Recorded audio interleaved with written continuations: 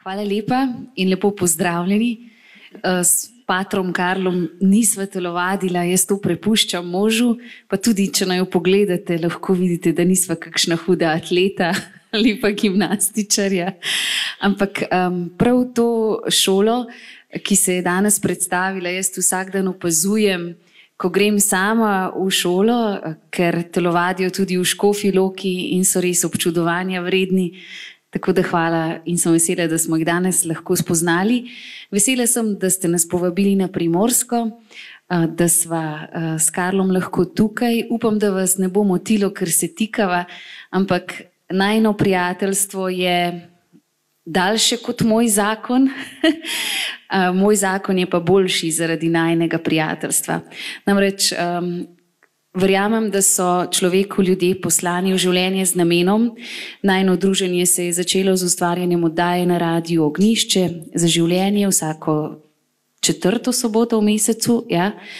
In to pomeni, da sva se srečala, da sva načrtovala, da sva snemala, da sva vedno spila kavo, ki jo imava oba zelo rada, in prekomentirala, predebatirala marsikakšen problem, se veselila veliko lepega in v težkih trenutkih sem bila vesela, da je Karel tudi en steber mojega življenja. Tako da sem vesela, da sva danes skupaj. Zdaj se sem kar tja, kar kje pojavijo skupaj, ka ne, Karel?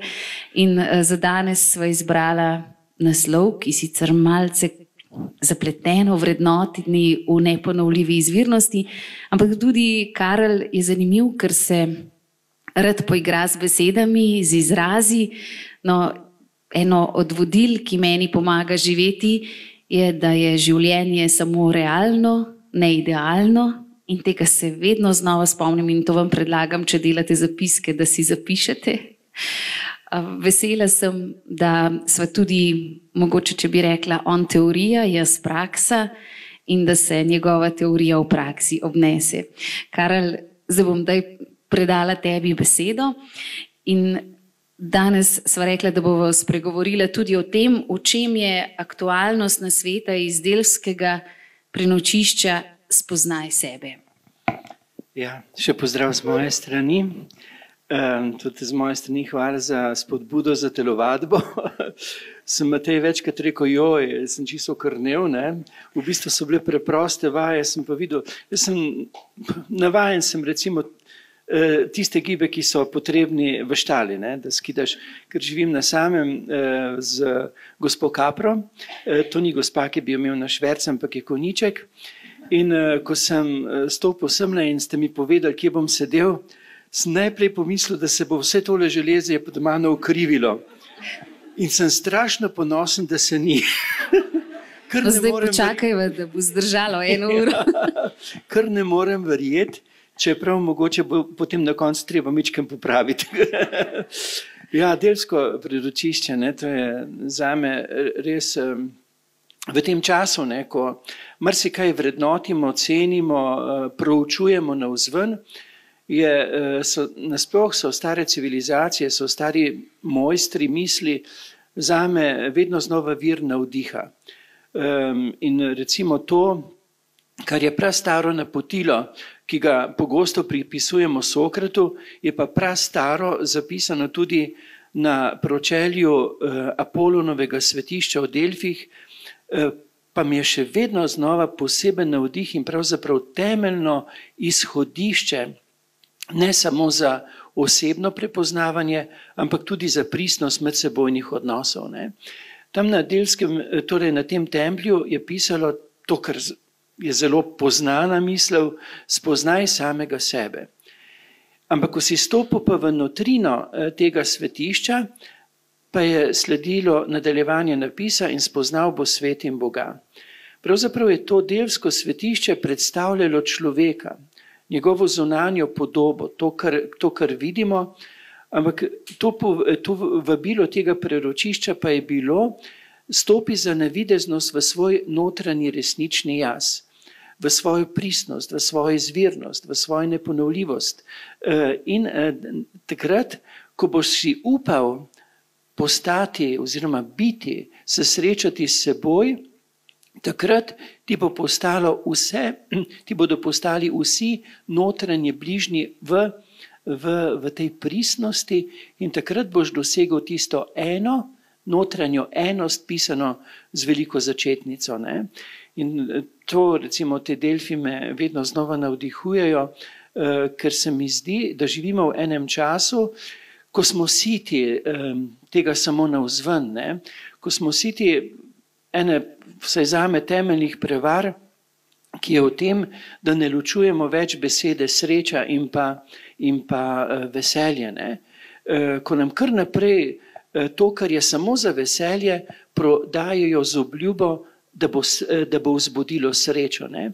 In mi smo že toliko tega navzven preizkusili in ostali še vedno nepotešeni, ne? Še vedno hlepeči po enem dodatku, po nekaj več. Ne?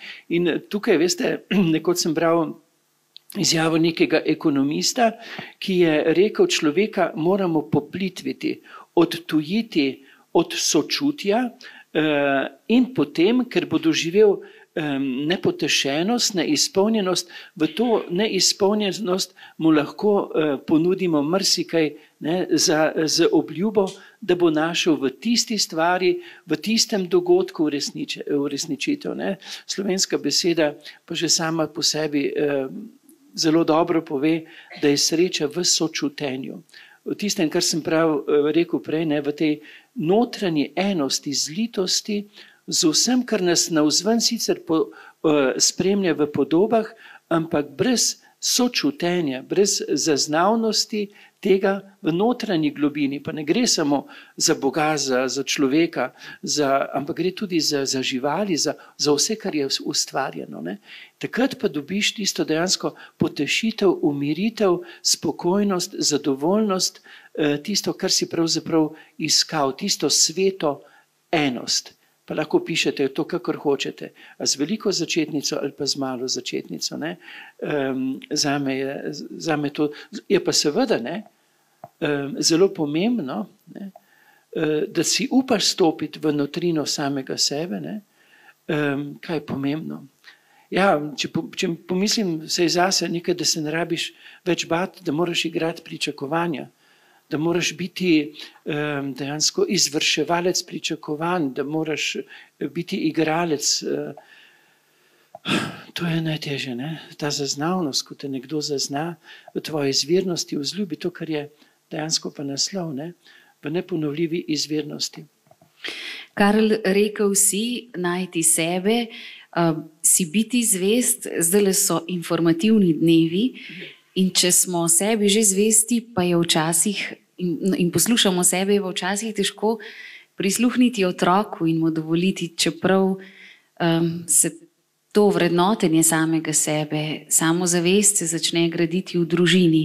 Kako takrat, ko pa je otrok namenjen ali si želi neko drugo pot?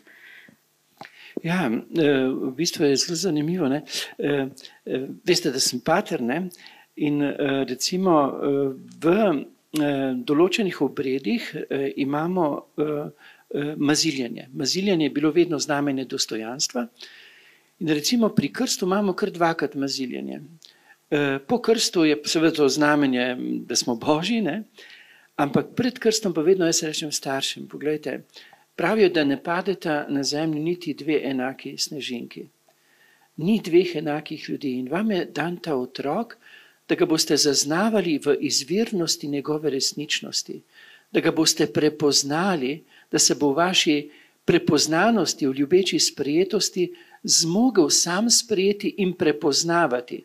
Vi mu boste dali izhodiščni vzgon, da bo prihajal k samemu sebi. Ne?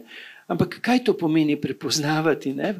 Poglejte, zaznati ga morate v tem, kar otrok je, kar zmore. Iz česar bo lahko živel. Ampak ne pomisliti najprej na to, v čemer mu bodo dali ceno, zato pa tudi oceno v procesu izobraževanja. Ne? Čeprav tudi slovenski izraz izobraziti pomeni iz obraza iti, iz obraza izhajati iz osebne identitete. Ne? Vse drugo je dejansko lahko ukrivljanje osebnosti oziroma ukalupljanje. Ne? Najprej Poglejte, zmore čutiti, zmore ljubiti, toliko tega zmore, ne? Tukaj ga prepoznajte, ne? Na področjih, kjer bo dejansko lahko on se prebudil v občutje srečanja in sreče. Po drugi strani pa je prav tako pomembno, da ga boste zaznali in prepoznali v njegovi krhkosti. Tam ga boste morali še posebej objeti, ljubeče sprejeti, da se ne bo zavrnil, ne? Kajti velika past je, da ti želiš nekomu samo dobro. Ne? In ker mu želiš samo dobro, se sploh ne zavedaš, kako mora v nekem trenutku začeti otroki igrati tvoja pričakovanja, ne tvoje hotenja. Ker otrok, vsak človek želi, da je ovrednoten. Ampak če ga mi ne ovrednotimo v izvirnosti njegove osebnosti, bo pa iskal potrditev svojo vrednost v igri, v uresničevanju pričakovanj drugih in bo na koncu lahko postal popolni tujec samemu sebi, globoko hrepeneč po čem? Po zlitosti v eno, raznolikost, zlitost v eno, sprejetost, to je božanskost, ne? Ampak do te božanskosti, izvirnosti posameznika, ne, moraš pa dejansko ti nekomu stati ob strani. Kajti toliki so, ki bodo imeli interes, ko bodo gledali tistega otroka, ne, usposobiti ga za poklic, pripraviti ga za to, za ono. Kaj pa za srečo? Zato, da bo dejansko lahko v procesu izobraževanja izhajal iz lastne biti in znal vstopati v igrivosti, v biti vseh biti, ne? To je zame definicija Boga, moja bit v biti pisano z veliko biti. Ne? Zato pa se vedno potrebno podpora staršev. V nas je silno hotenje po sprejetosti, ampak ko govorimo o tem, ne pozabiti, imam levo pa desno roko, marsikaj zmorem, daj mi pečat vrednosti. Po drugi strani me pa dejansko objemi, sprejmi. In to je tudi v procesu izobraževanja, ne, silno pomembno. Ne. Ti moraš preprosto, ko ti je zaupan otrok v spremljanje, ne samo staršem, tudi potem vsem ostalim, ki smo sopotniki otrokom v procesu njihovega prebujanja, ne, moraš ti najprej vedno znova izhajati to, kar on zmore. Zopet bom opomnil, najprej je to sočutenje, je zaznavnost, je socialna inteligenca, ne? Je čustvena inteligenca, intuitivna inteligenca. Ne? To so inteligence, temeljne inteligence za potešitev, za umiritev, za srečo. Potem pa imamo področje, ki je pedagoški optimum za vzgojo sodelovanja in dopolnjevanja. To je pa področje, kjer smo krhki, kjer smo nemočni. Ampak ravno tam je treba otroka vzljubiti v njegovi resničnosti. Kako? Ne tako, da jaz rečem, jaz pa vse zmorem. Ampak tudi, da ti otroku poveš, to pa to zmoreš, tudi jaz to pa to zmorem, vsak ima svoje področje, potem pa začneš, tu sem pa jaz krhek. Ampak zato sem pa simpatičen. Ker tu pa lahko vstopam v odnose sodelovanja in dopolnjevanja, da se otrok ne prestraši svoje celovite resničnosti, ne? Ker mi v ocenjevanju, v cenjenju samo zbijamo cene. Ne? Mi bi mogli cene dvigovati. Ne? To je pomembno.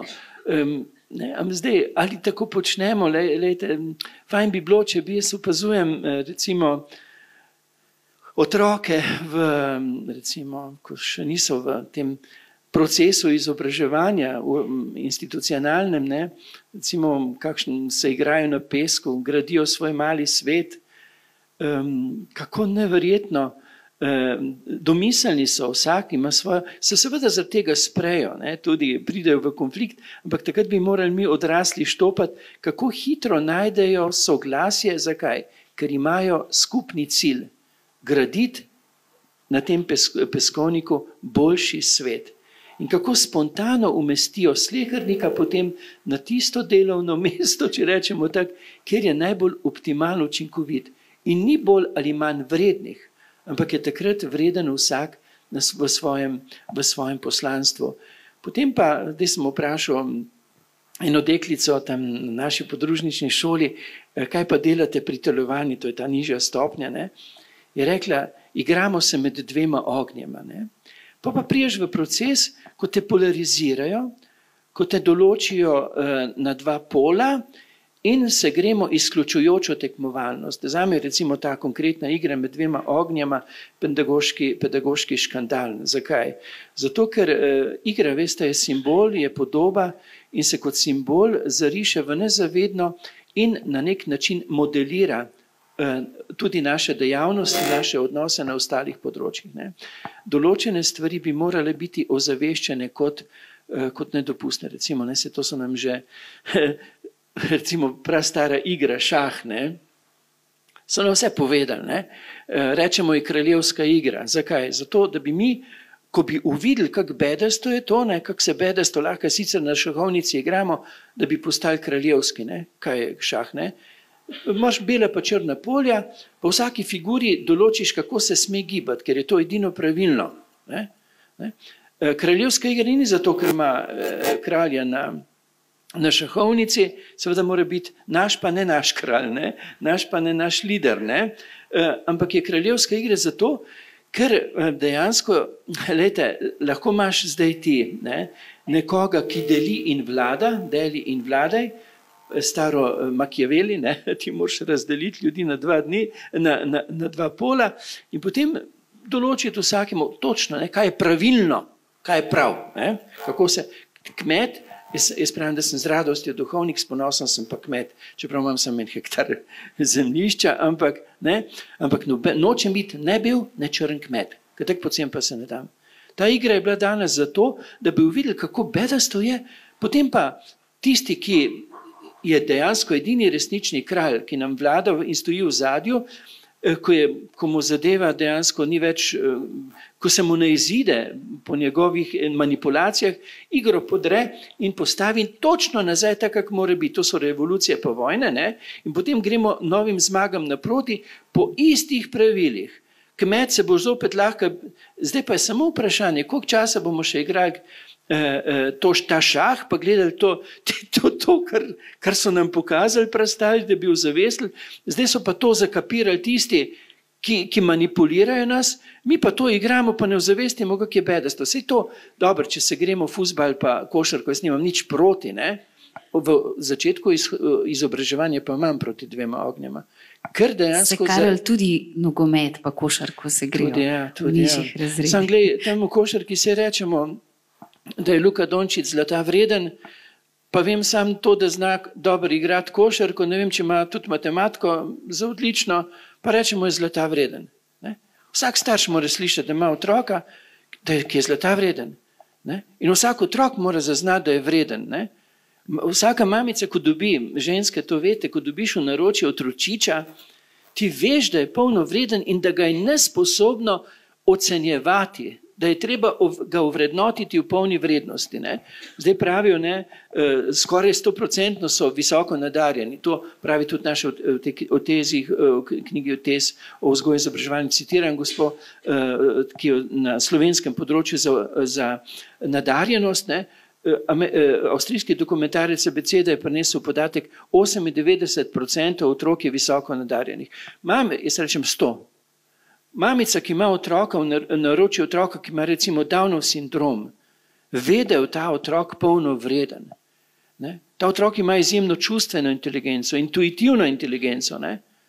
Ti Indijanci so rekli temu ljudem celo sveti ljudje, ker so rojeni v čas in prostor, da srčijo čas in prostor. To mi je pravila Desa Muk, ki je na začetku ni bila še kot pisateljica, ampak je delala v vrtcu. In je rekla, bila je pa v skupini, kjer so bili mešani. Otroci s posebnimi potrebami, pa tisti, ki niso bili s posebnimi potrebami.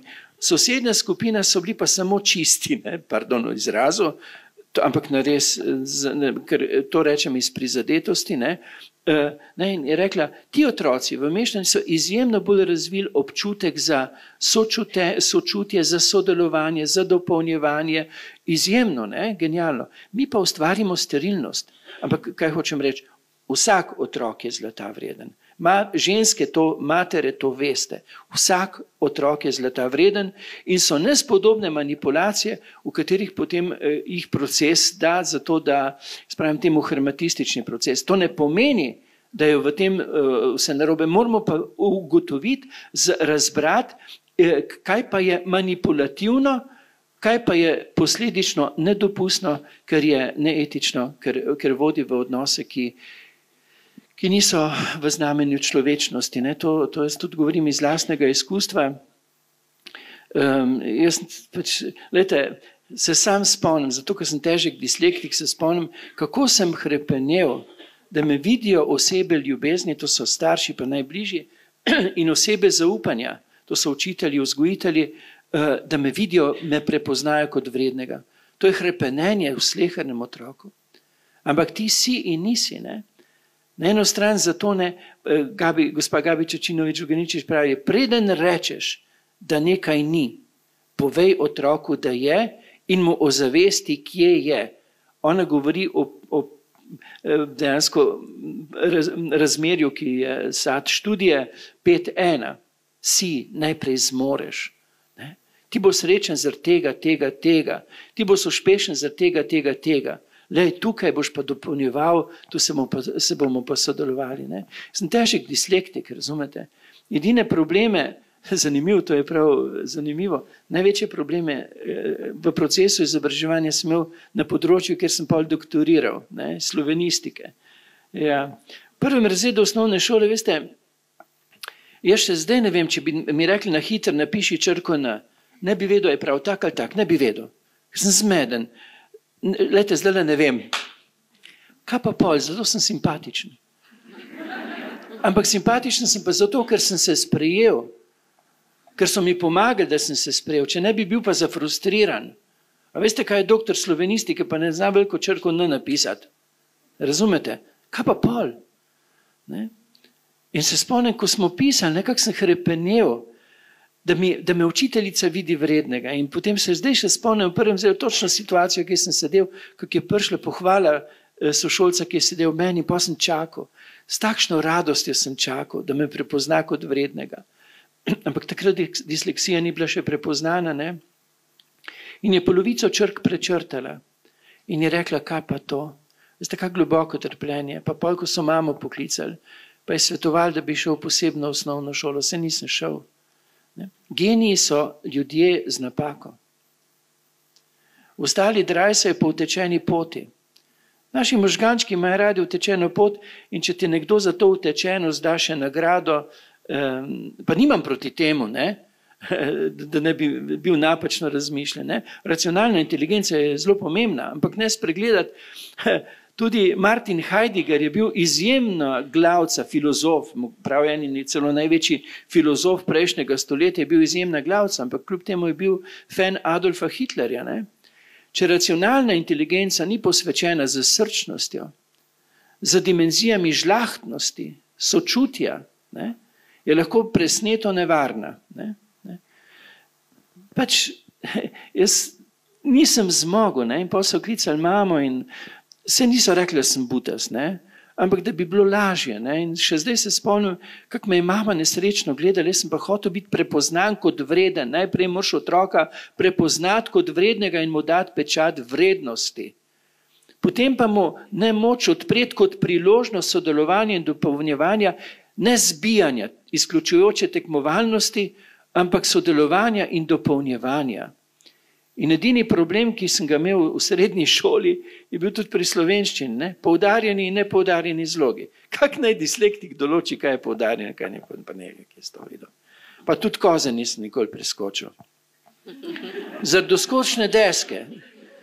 Kak naj človek, ki je dislektik, v teku ugotovi, kjer noga je leva oziroma desna, ker moraš začeti 1, 2, 3 se odgnati in preskočiti. Ne?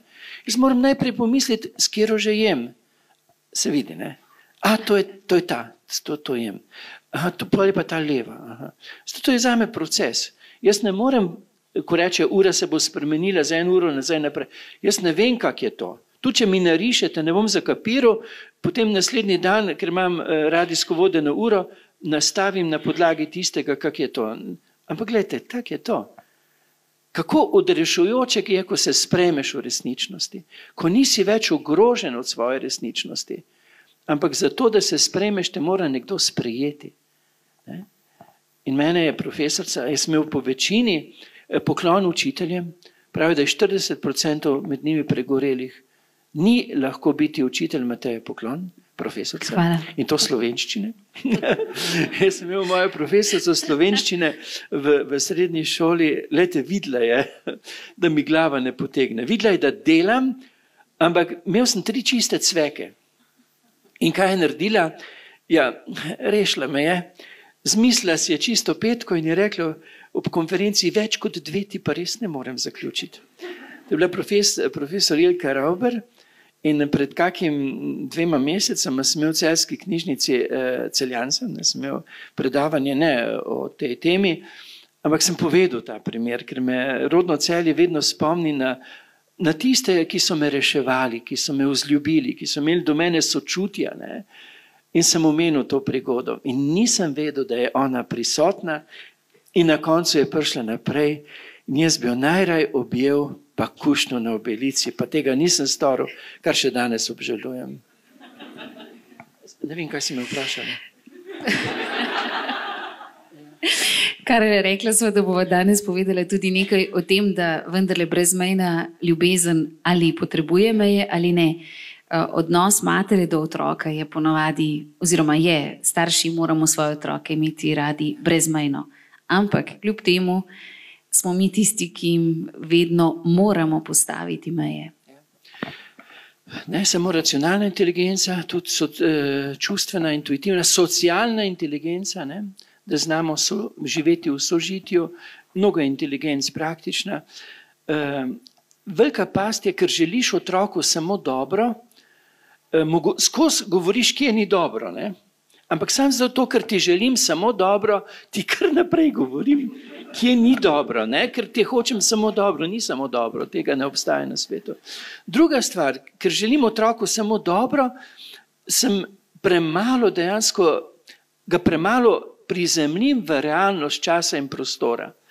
In ga naredim premehkega, to pa pomeni neodpornega, dejansko nezmožnega soočanja z tistimi napori v življenju, ki so pač neizbežno dejstvo in se jim ne moremo izogniti. In otrok je dan staršem tudi zato, da ga prizemlji v realnost bivanja. Ne?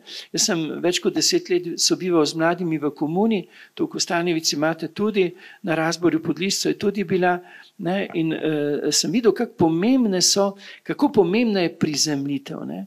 Kako ni težka, nekaterim se zdi komuna težka, ampak ne gre samo za to, da najprej, da te prepoznajo področje tvoje odličnosti, to, kar zmoreš, moraš, ne? To je božanska pedagogika. Imaš talente moraš ne smeš zakopati, ne se bati, jaz sem s teboj, ne? Po drugi strani pa je potrebno dejansko, ta prizemljitev. Ne? Zakaj? Glejte, brez vztrajnosti pač ne gre. In zdaj meni so mladi v komuni rekli, da so določene stare vrednote, ki se nam zdijo zastarele, temeljna preventiva pred zasvojenostjo. Recimo vztrajnost, ne? Potem recimo potrpežljivost, skromnost. Jaz mislim, včasih so bili revni, pa so poveličevali skromnost. Ne. Če daš ti otroku vse, ne? Dejansko ne bo imel več tistega okusa. Mi se moramo vsak dan znati zadeti vsaj z enim zadovoljstvom. Kako se pa zadeneš? Ja, recimo, da je to pač občasno. Malo si odtegneš, da si bolj zadet. Ne? Sprožiš se več endorfinov. Ne? Zato imajo v komuni, recimo, pico imajo enkrat na mesec, imajo tale kamilični čaj, imajo, ne vem, 2krat ob večerjih. Veste, piti kamilični čaj v komuni, ker so me povabili, je tako dobro, ne? En bi rekel kamilce, to so samo za spiranje. Ne, kamilični čaj je, razumete, najprej bi morali znati to umetnost, kako se zadeti na naravni način, ne? Ali pa recimo vztrajnost, ne? To mi pravijo določeni starši, s tem otrokom, ta je bil po naravi delal naloge, bi rekla na mamice, 3 leta sem mogla z njim sedeti, ko je pisal naloge, zakaj? Da je postal odvisnik. Od endorfinov, ki se sprožijo na koncu, ko ti opraviš neko delo, ne? In ko končaš tisto delo, ti fajn rata.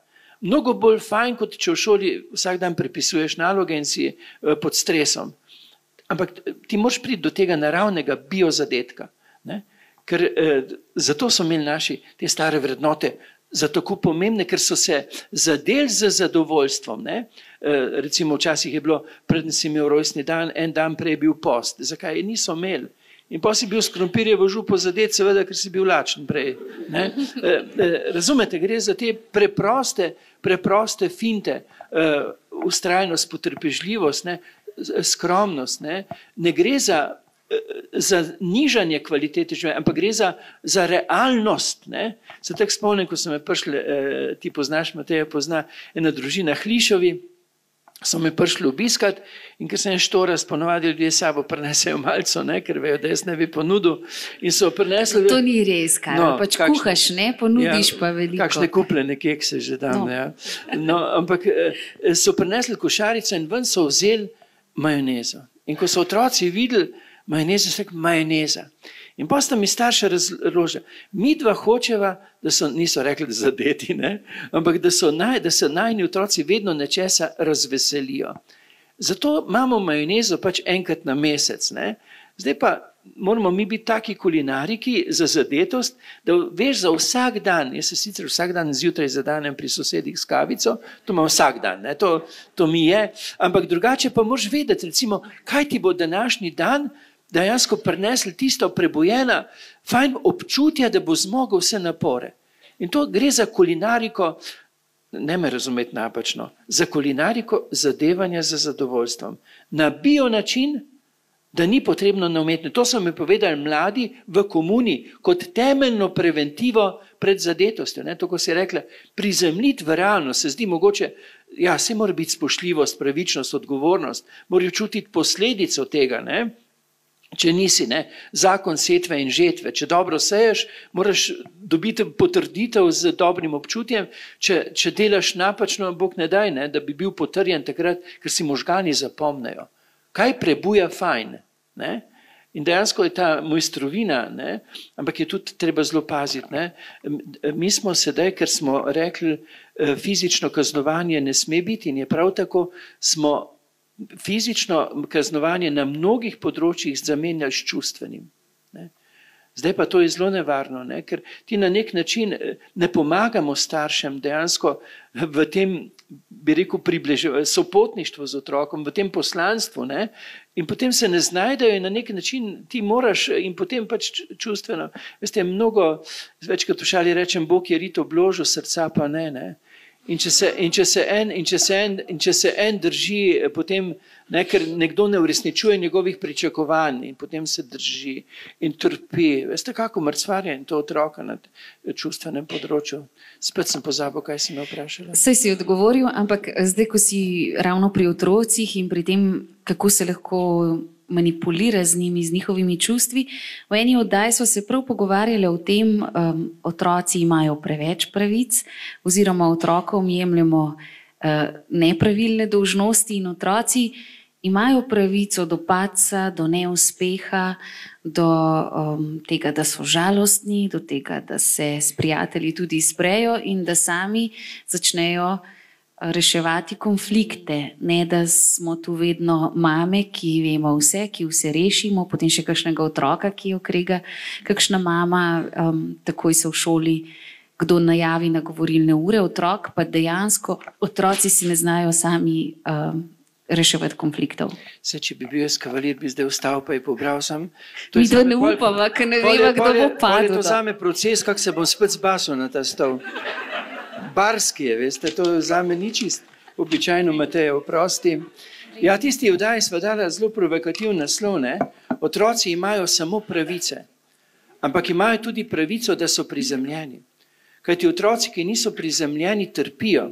Jaz sem, veste, v tem spremljanju mladih, ki so vstopali v šolo življenja, prepogosto doživel, da nekdo preprosto ni zmogel šole življenja, ker je bil tako zelo senzibilen. In mnoge zgodbe so se končale tukaj tako tragično, da vam raj ne bi opisoval, ker so starši želeli otroku samo dobro. Karel, te lahko tule prekinem, ker se vedno znova spomnim Tonija, prijatelja, ki je ozdravil komunist, da ima tudi družino.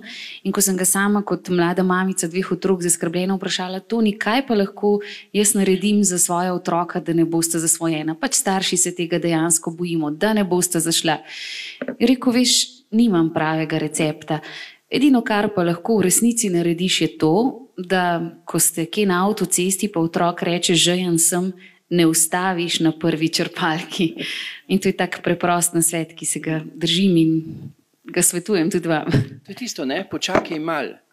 Ker če počakaš mal, se sproži več endorfinov, več zadovoljstva. Če pa takoj daš, si dal pa premalo. Ne? Ker otrok išče nekaj več, hoče več, in dejansko ti ponudiš tisto več z dodano vrednostjo, ne? Kar je zelo, zelo pomembno. Karel, pomembno je, da se, čas se nama bo iztekel, ampak da se dotakneva tudi, mislim, da je 12, dobro, da se dotakneva tudi pojma ekonomija, ki ga pravzaprav ne poznamo, ampak živimo v nekem težkem obdobju, kjer manipulirajo z nami, če tega ne prepoznamo. Torej, kritično razmišljanje je tudi pomembno in treba se ga bo naučiti. Torej, pred zdaj 2 leti od tega je šla ta knjižica 95 tez, ki na nek način razkriva največjo globalno prevaro, ki obvladuje ta svet. Ne? In sem vesel, da je ta knjižica, ki je nevarna. Ne zato, ker govori resnice, teze, miselno provocira. Ne?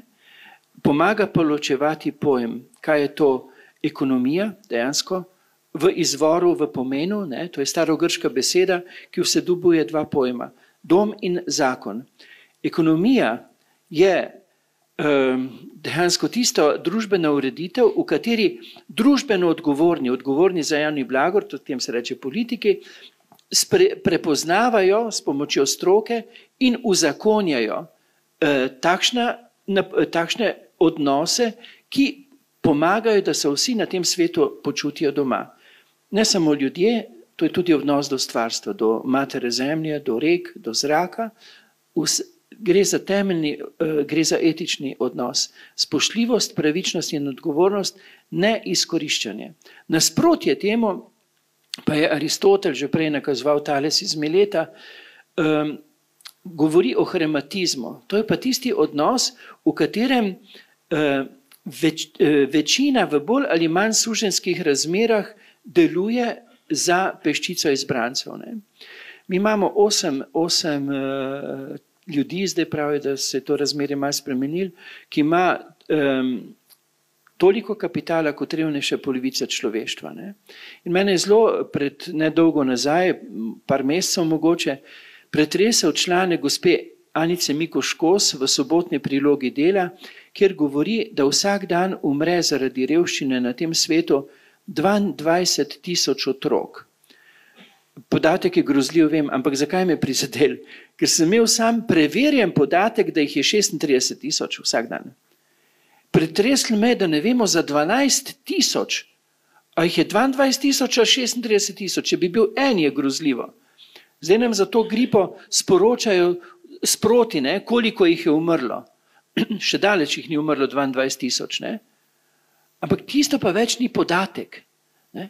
To pa ni več podatek, ker gre za globalno, bi rekel, nedopusten koncept družbene ureditve, ki je hematističen. To ne pomeni, da je v obstoječi ekonomiji vse narobe. Ampak mi bi morali znati ločevati ne samo odpadke, ampak tudi pojme.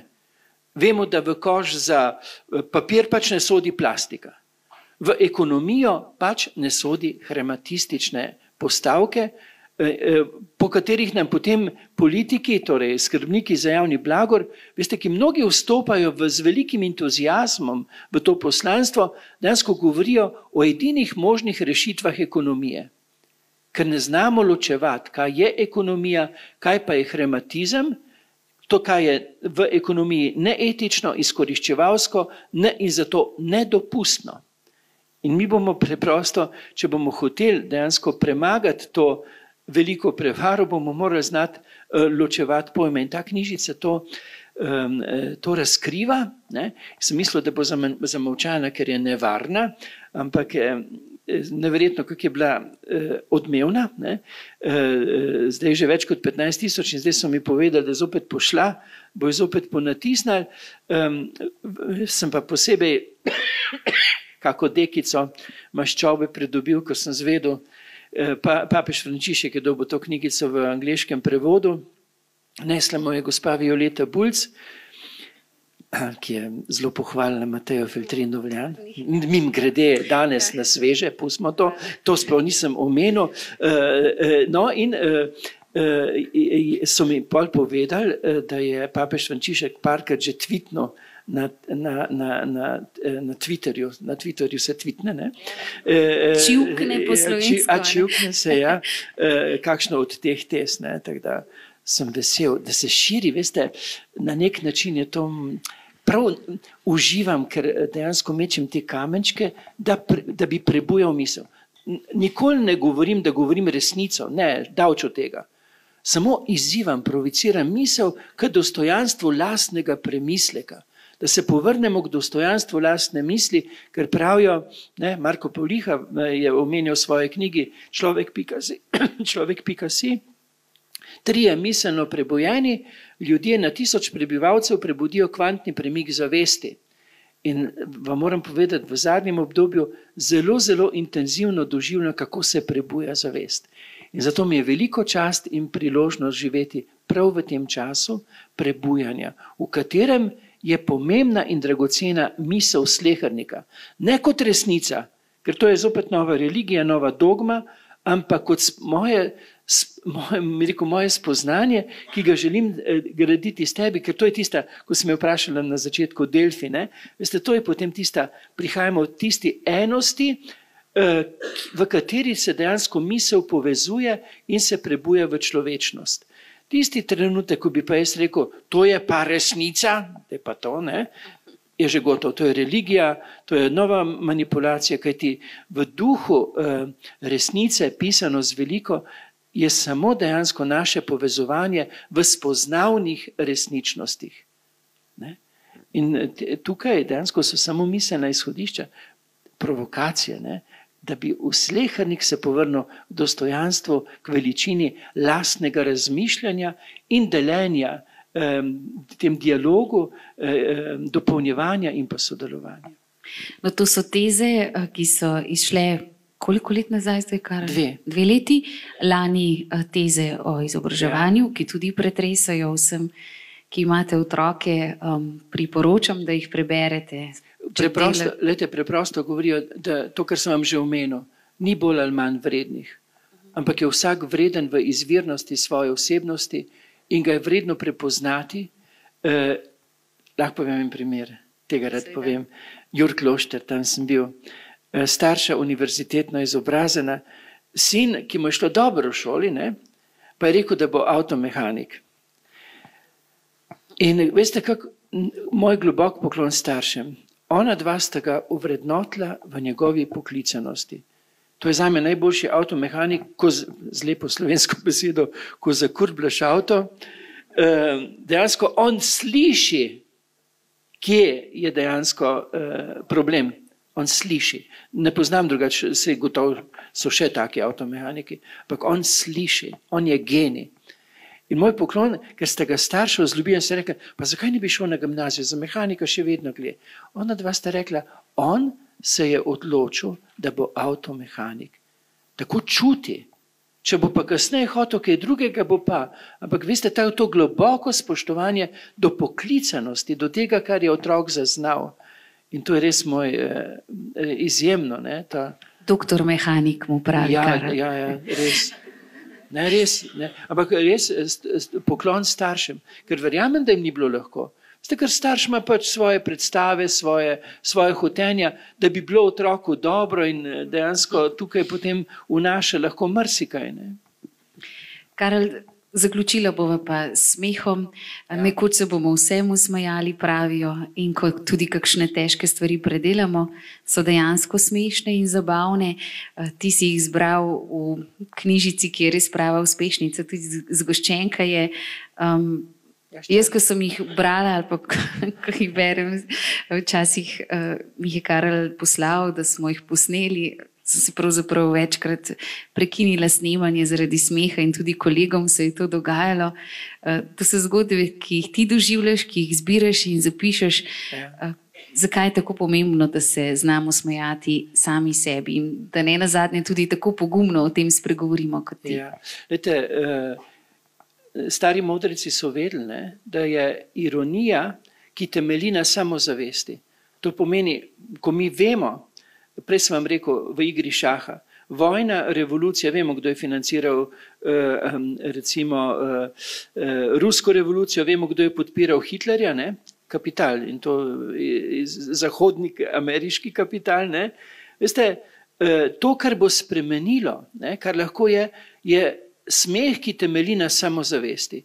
Ko mi vemo, to pa to je pri meni, je v najinem odnosu, je v družbi v redu, v smeh pa izpostaviš tisto, kar želiš izničiti. Smeh izniči norost. To bi nas morali dejansko tudi v tej knjigi o inteligenci imam usposabljanje za ironijo in smeh, ki ni posmeh. Ne? To ni poniževanje.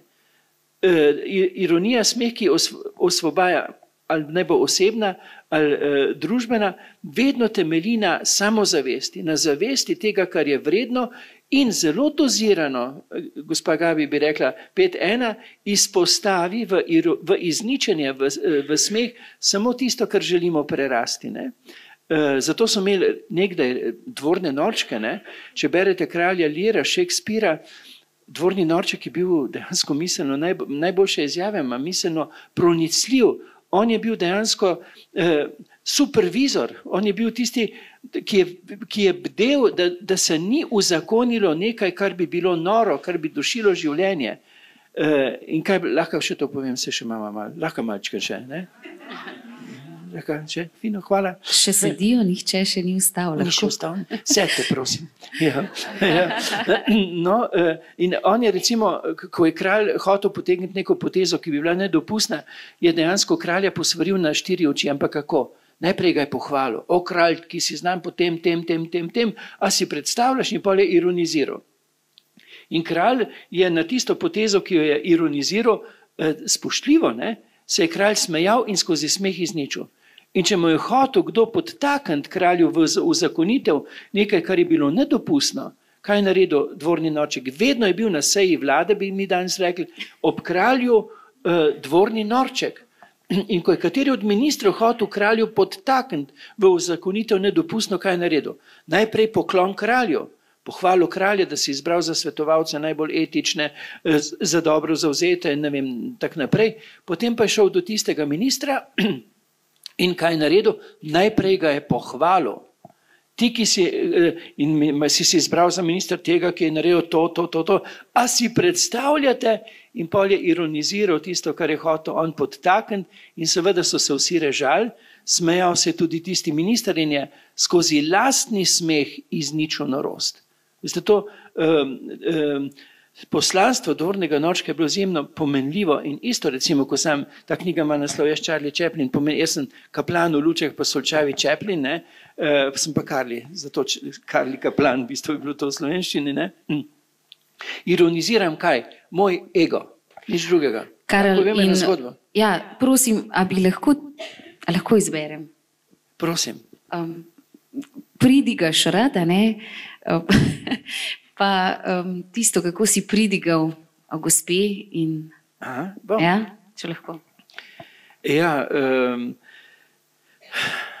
veste, ko si mlad, iščeš potrditev, ne?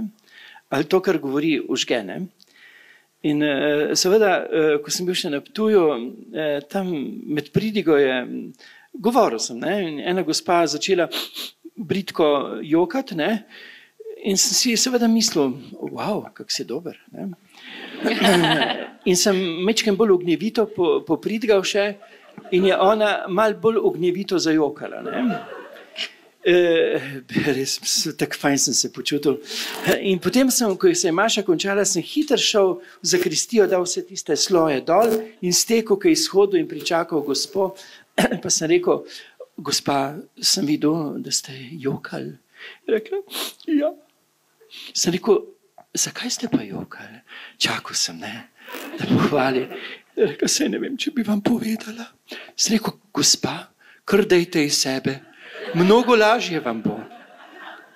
In je rekla, veste, sem vas gledala. Tak je vaša brada migala. Joj, je rekla, imela sem ga. In ko sem vas gledala s tisto brado, kak je migala, čiste me spomnili na njega. Na koga, gospa? Na kozla. Včeraj mi je umrl.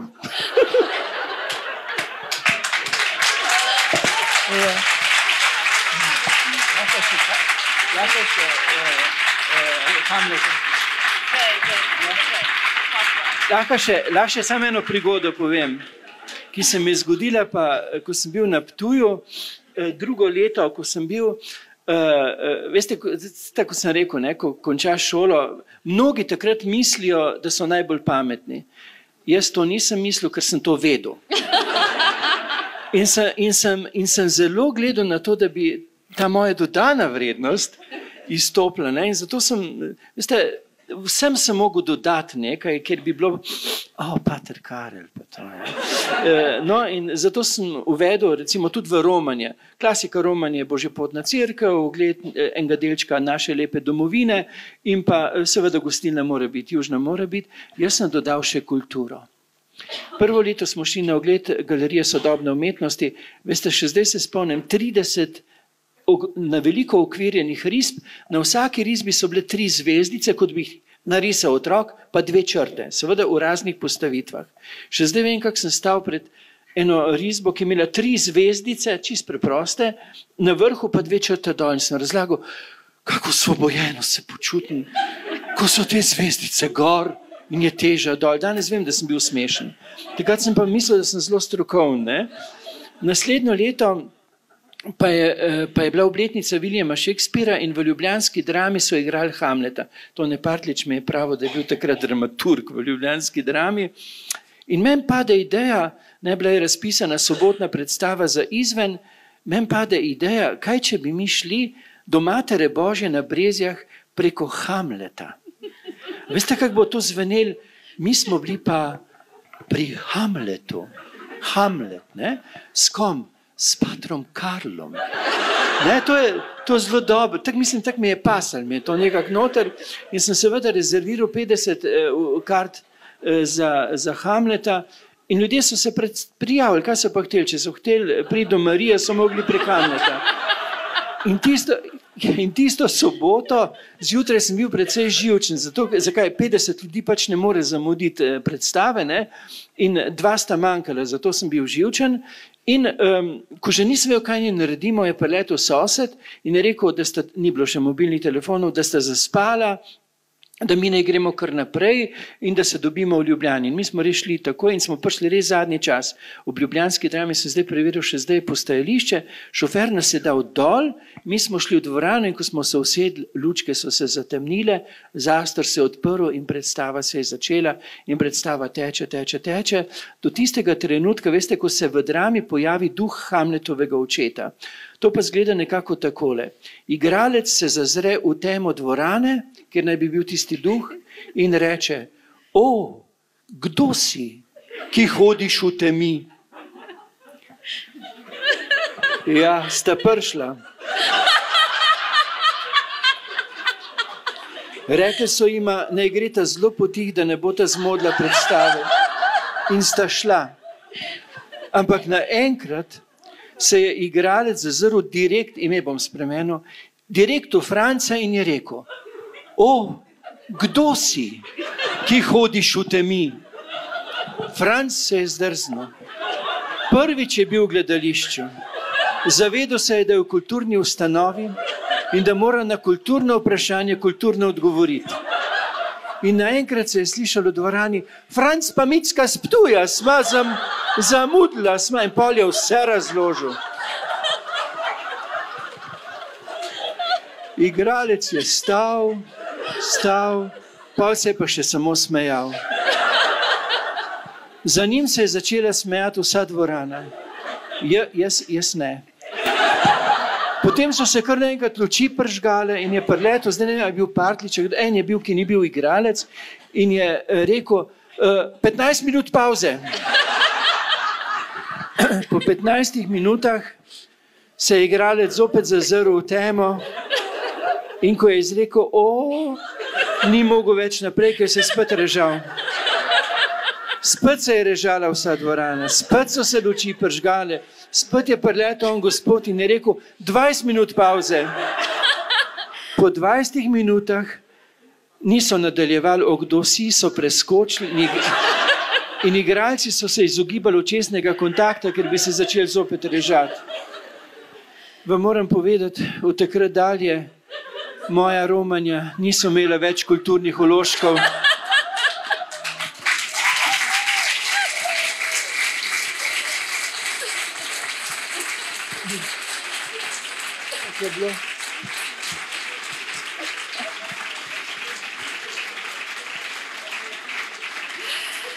Moj ego je trpel. Hvala, Karel. Mislim, da sva že prekoračili tole uro in hvala vam.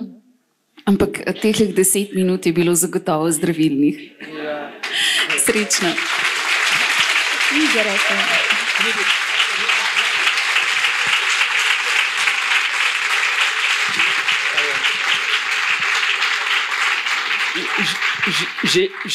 Želimo vam lepo nadaljevanje srečanja.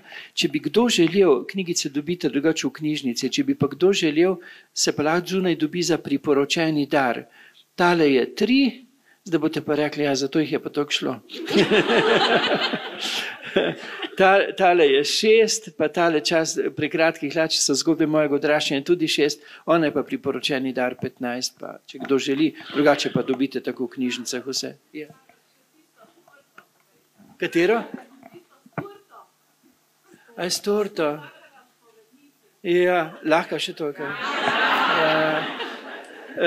Ja. A lahko povem to, kako so me policaji ustavili.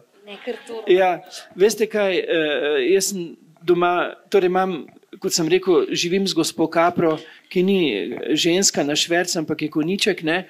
In najraje sem v štalskih cotah in tako sem šel enkrat v teh štalskih cotah, ki so pa izrazito štalske, ne?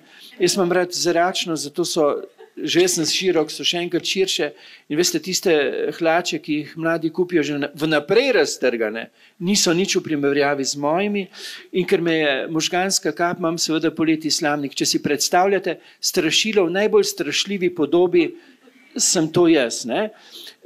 In pa sem se nekega lepega poletnega dne odločil, da bom šel nabirati zdravilne rozce v Podvežo, peljal sem se z avtom, da malo skrajšam, začel se je večeriti in sem šel nazaj do avta, da bi šel proti domu, ampak je bila pa guma prazna. Torej, jaz sem pa tehnične tega intelekta res nimam najboljšega spretnosti in mi gume menjuje. Enkrat mi je šla guma blizu Celja na avtocesti, sem poklical sestro, da mi je menjala gumo, drugače mi pa menjuje sosedje, ne.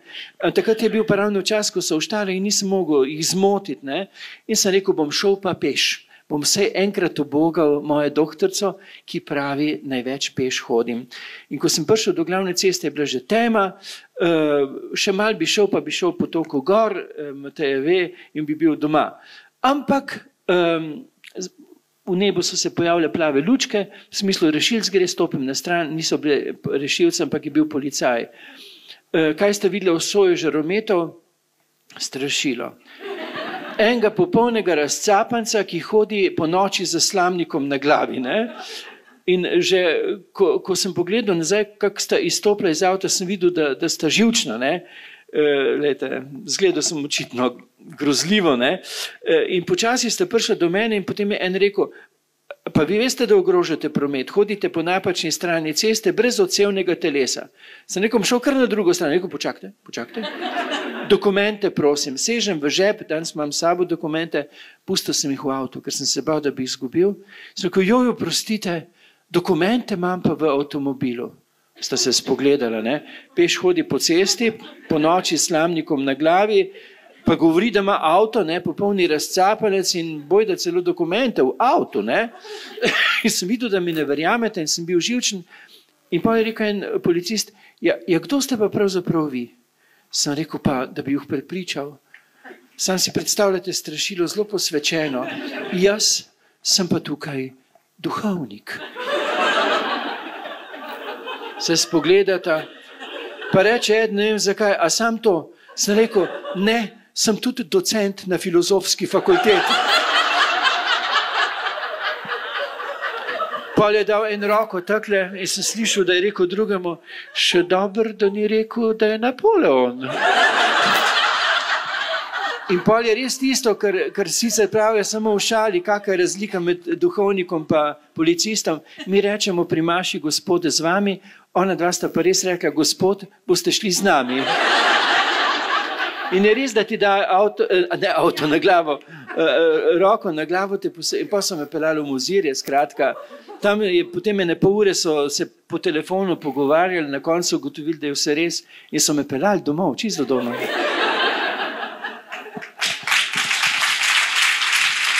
Hvala za povabilo.